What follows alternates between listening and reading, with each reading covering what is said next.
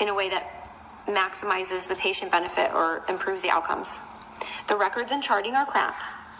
And now some of these hospitals in New York City are probably crappy on a good day. So you add in the fear of COVID and the fear of the whole pandemic and forget it.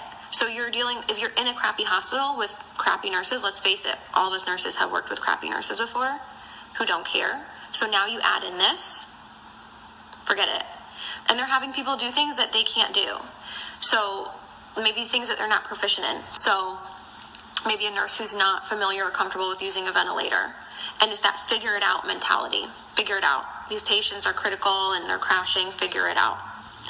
So nurses are being celebrated as heroes, right? We see how like the fire trucks and the police are like lining up and practically having these parades and celebrating them as heroes. And don't get me wrong, I'm sure in some parts of the country and other ICUs, I have friends that are working on the front lines in ICU and they are good nurses and some of them are heroes. But we have nurses being celebrated as heroes who are killing people. They're not heroes and they're being brainwashed to think they're doing something great just by going to work because they're brave enough to go to work. Well, what are you doing at work? You're certainly not saving people if you're not even running codes. You're not even going into patient rooms. You're a coward. You're hurting people. You're killing them. You're contributing to the problem. I know I'm going to get hate mail for this, and that's fine. Because people are dying who don't have to die.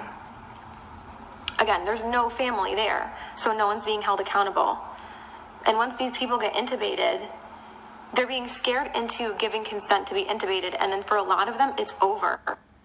And there's nobody going to be held accountable. And there's nobody looking out for them. They are completely by themselves. There's like a total lack of critical thinking. It's out the window. And people are scared to speak up. And one person alone isn't going to change the overall culture of a hospital or a system or a city. Like I said, Dr. Cameron Kyle Seidel's video was pulled from YouTube. And he was pulled from the ICU for sounding the alarm and going against the grain.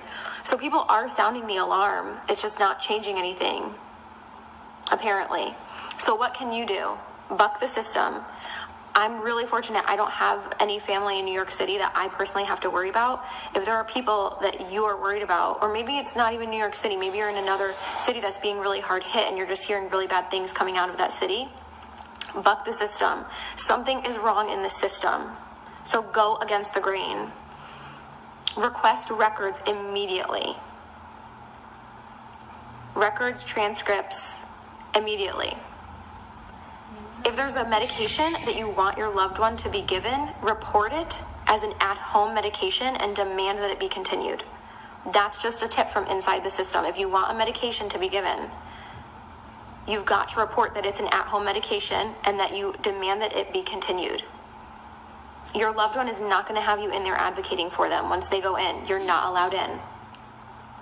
The only reports that we're able to get of what's going on are coming from the inside, and people are afraid to speak out.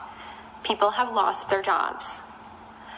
Do not give consent for intubation if you don't want to be intubated or your loved one to be intubated. Demand non-invasive or less invasive ventilation methods. As soon as you give that consent, you might not come out of it. Now, in some cases, it might be appropriate. We just don't know. We know that it's being used inappropriately in a lot of cases, and that the ventilators are making people worse.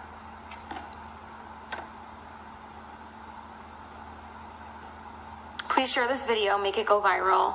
People need to know this. This is the truth of what's going on from my nurse friend who's in New York City right now on assignment. This is murder, she says. People are being murdered and no one cares. Horrible care.